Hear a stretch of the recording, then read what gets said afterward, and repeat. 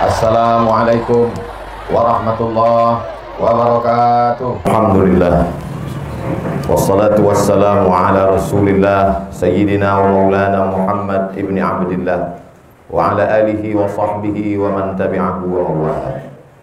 Ashhadu an la ilaha illallah wahdahu la syarika lah, wa ashhadu anna sayyidana Muhammadan abduhu wa rasuluhu la nabiyya ba'dah. Allahumma salli ala sayyidina Muhammad wa ala ali sayyidina Muhammad. Qala Allah ta'ala fil Qur'anil azim wa huwa asdaqul qailin. A'udzu billahi minasy syaithanir rajim. Ya ayyuhalladzina amanu taqullaha haqqa tuqatih wa la tamutunna illa wa antum muslimun. Wa qala ta'ala fi ayatin ukhra. Ya ayyuhalladzina amanu taqullaha wa qulu qawlan sadida yuslih lakum a'malakum wa yaghfir lakum dhunubakum wa man yuti'illaha wa rasulahu faqad faza fawzan 'azima. Ibadallah, usikum wa nafsi bi taqwallahi wa ta'atihi faqad fazal muttaqun. Hadirin jamaah Jumat yang dimuliakan Allah Subhanahu wa taala. 100 tahun yang lalu kurang 4, tepatnya pada tahun 1926, tanah ini dipilih oleh Allah Subhanahu wa taala menjadi tempat yang paling mulia. Tanah yang lain bisa diwariskan. Berapa banyak orang-orang kaya, tuan-tuan tanah, kebun kelapa sejauh mata memandang 100 tahun yang lalu. Di mana tanah itu sekarang? Berpindah kepada anak-anak, membagi pada cucu-cucu, menjual, tak lagi bersisa. Tapi tanah ini dimuliakan Allah. Hampir 1 abad lamanya di atas tanah ini tak pernah putus subuh, zuhur, asar, maghrib, isya, Idul Fitri, Idul Adha, salat istisqa meminta turun hujan, salat kusuf dan kusuf gerhana matahari dan bulan, salat tarawih, salat bermunajat kepada Allah Subhanahu wa taala ditutup dengan witir dan tahajud di tengah malam. Inilah tanah yang dimuliakan Allah Subhanahu wa taala. Siapa yang membuang najis di tanah ini, halal darahnya untuk dipancung, halal kepalanya dipotong, karena dia sudah merusak kehormatan yang dimuliakan Allah Subhanahu wa taala. Inilah Masjid Batu yang ditegakkan, didirikan pada masa kerajaan Kubu, yang sekarang masuk dalam Kabupaten Kuburaya, Provinsi Kalimantan Barat. Hari berganti, musim berubah, kerajaan bisa jadi tumbang, berganti dengan Negara Kesatuan Republik Indonesia. Orde lama berakhir, berganti orde baru. 32 tahun lamanya tumbang orde baru, berganti masa reformasi. Tapi ada yang kekal abadi, tidak tumbang sampai hari kiamat. Masjid. Pelajaran berharga kita ambil dari Masjid Batu adalah jangan mati sebelum membangun masjid. Tanamkan dalam diri kita. Itulah mengapa doa keluar dari masjid, Allahumma inni as'aluka min fadlik, beri aku rezekimu ya Allah. Karena orang Islam tidak disuruh berpangku tangan menunggu rezeki turun dari langit. Idza qudiyatis shalah, kalau salat sudah dilaksanakan, fantashiru fil ard, bertebaranlah di atas muka bumi, wabtaghu min fadlillah, cari karunia Allah. Tanamlah tanah itu dengan kelapa sawit, tanamlah dengan karet getah, tanamlah dengan kelapa, tapi hasilnya bukan mengejar dunia, tujuannya untuk membangun masjid.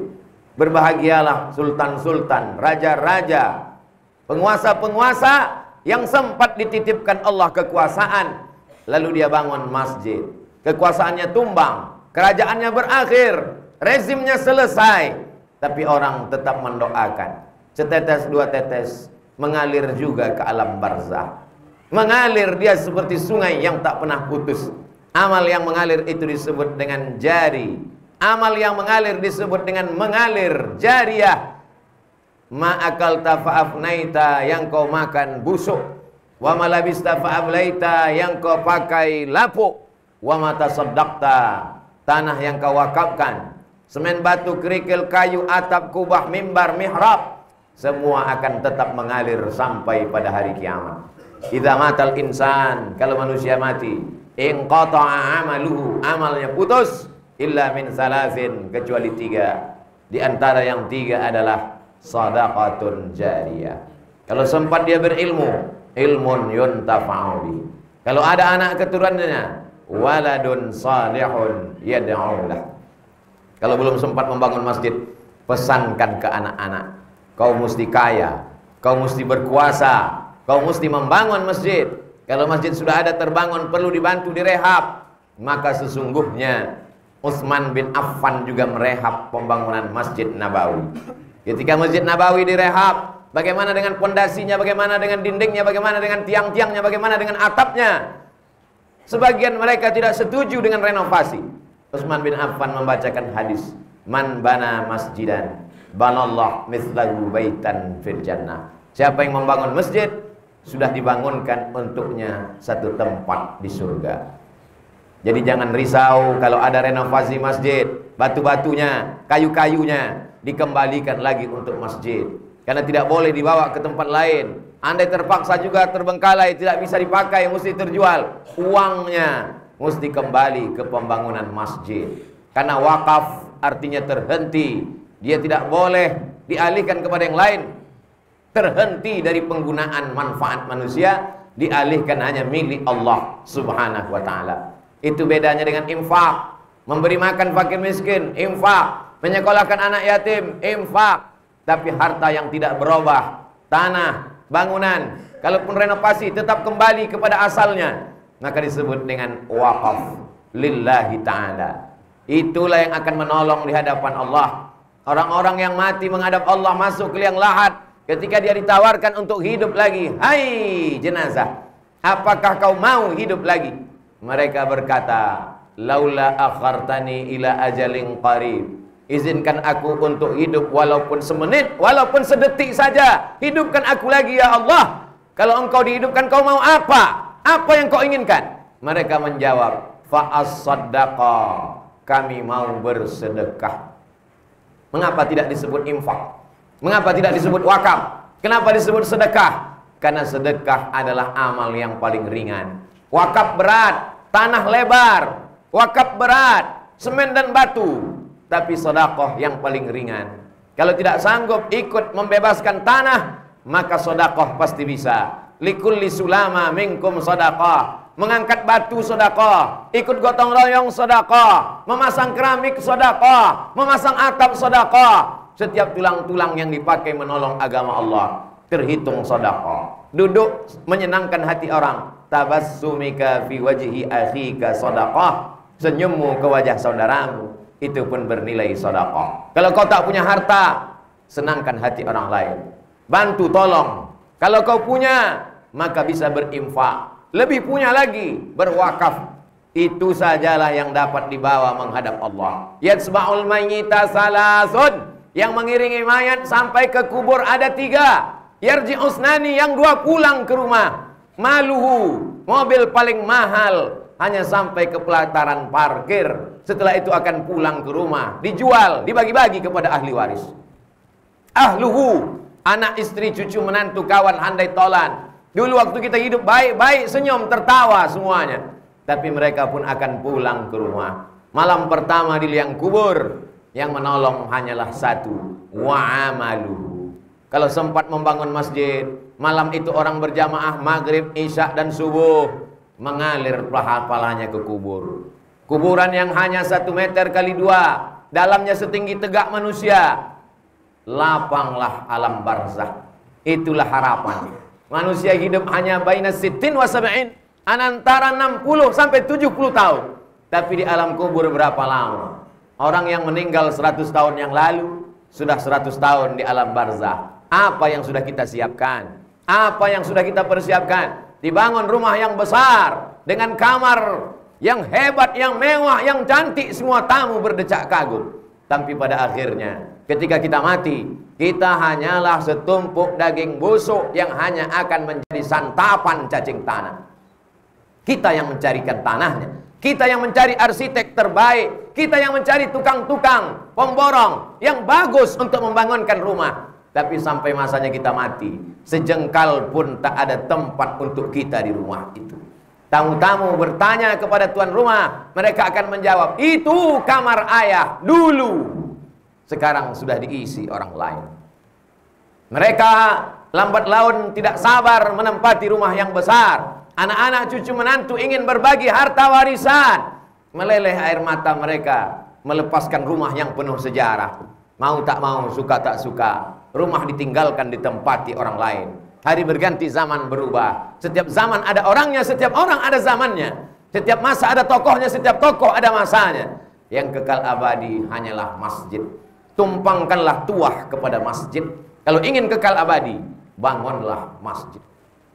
Apa yang dicari jauh-jauh datang ke Pulau Sumatera, singgah sebentar ke Pontianak, lanjutkan perjalanan laut, sampailah ke kampung, desa. Apa yang dicari kemari? Ingin melihat napak tilas sejarah Tuan Guru Syekh Ismail Mundu bin Daeng Abdul Karim. Ada apa dengan beliau?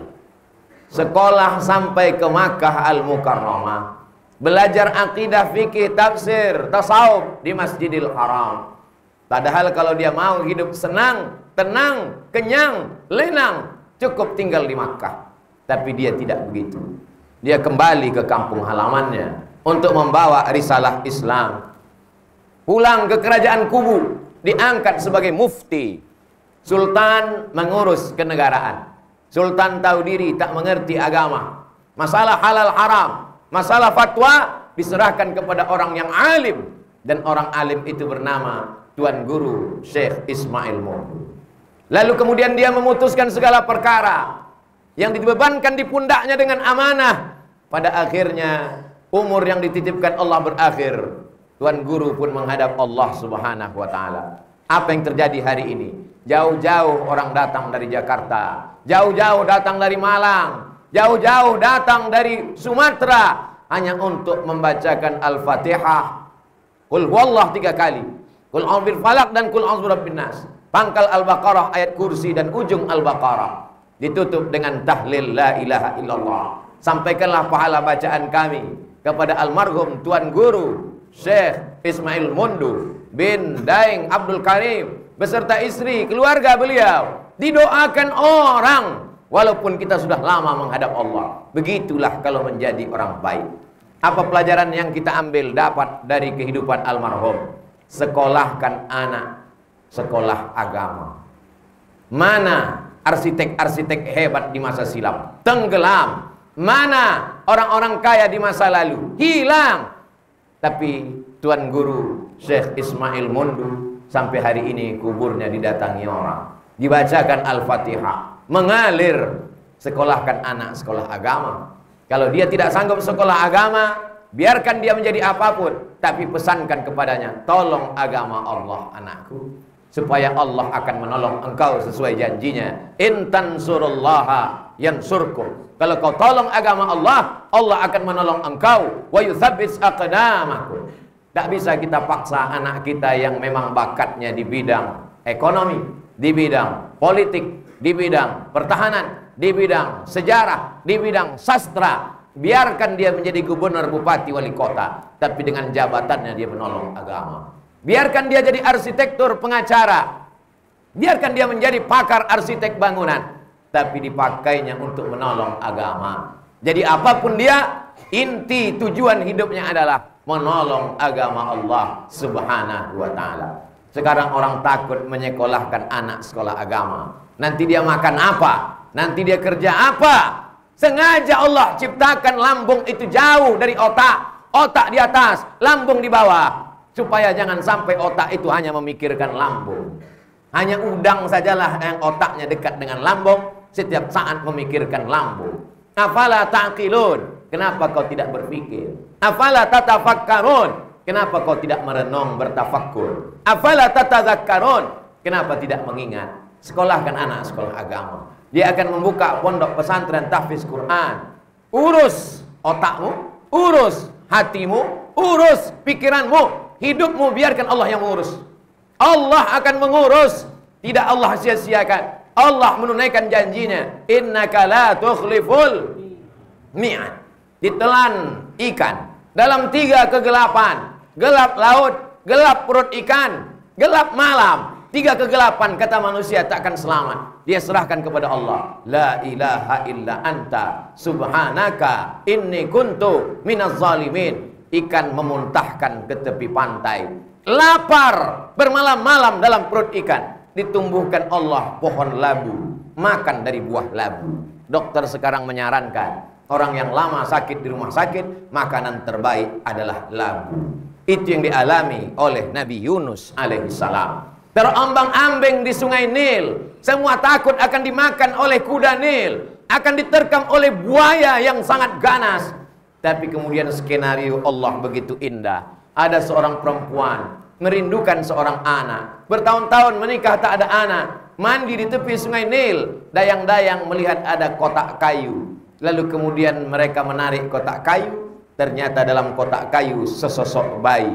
Bayi yang dibuang ditarik ke istana. Dia adalah Musa alaihissalam. Kau tolong agama Allah, Allah akan menolongmu walaupun kau di sungai Nil. Kau tolong agama Allah, Allah akan menolongmu walaupun kau di dalam perut ikan, di tengah malam yang gelap gulita, di tengah lautan samudra tak bertepi. Iyamsaskallahu bidurrim fala kashifa lahu illahu. Kalau Allah mau menguji engkau dengan musibah, tak ada yang bisa menyingkapkannya kecuali Allah. Wa iyuridka bi khairin fala radda li fadli. Tapi kalau Allah ingin memberikan sesuatu kepadamu, tak juga ada yang bisa menolaknya.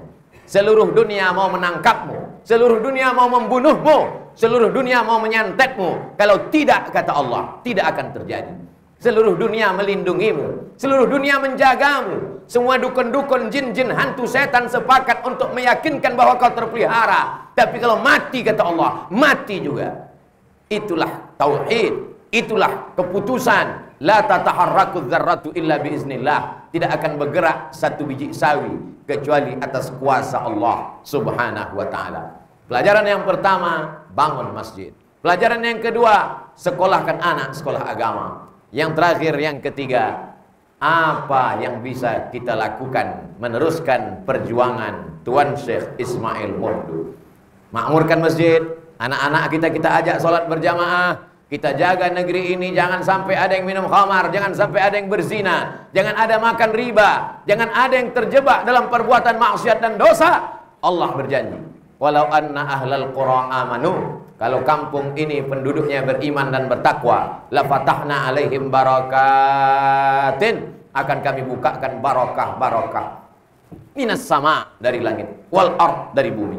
Jauh-jauh kami datang kemari, merenung sejenak dalam tengah perjalanan. Naik speedboat masih juga sulit dan susah. Bagaimana agaknya perjuangan Tuan Syekh hampir 100 tahun yang lalu. Bagaimana tetesan peluh keringat air matanya untuk sampai ke bumi Allah ini.